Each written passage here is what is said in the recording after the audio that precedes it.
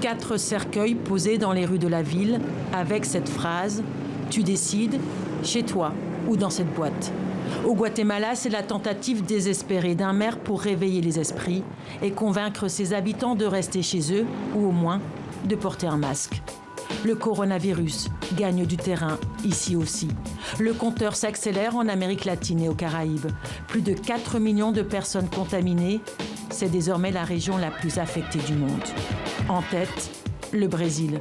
Plus de 2,4 millions de contaminations, dont 25 000 en 24 heures. Rio a annulé sa traditionnelle fête du Nouvel An. La célèbre plage de Copacabana ne s'illuminera pas cette année. Au Pérou, pays voisin, les hôpitaux sont débordés. Au sud du pays, Arequipa est devenu le nouvel épicentre de la pandémie. Malgré les efforts déployés par le personnel de santé, nous sommes épuisés. Épuisés surtout par cette bataille perdue contre ce coronavirus. À Lima, selon le ministère de la Santé, plus de 25% de la population de la capitale pourrait être contaminée. Les mesures de confinement ont été prolongées à Caracas. Le président vénézuélien a imposé une quarantaine totale dans la capitale et 6 autres États du pays.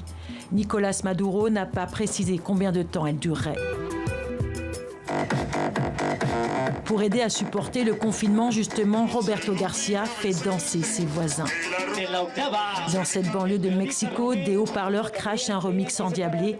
Au Mexique, plus de 390 000 personnes ont été contaminées. Près de 44 000 ont succombé au nouveau coronavirus. La pandémie est loin d'être enrayée.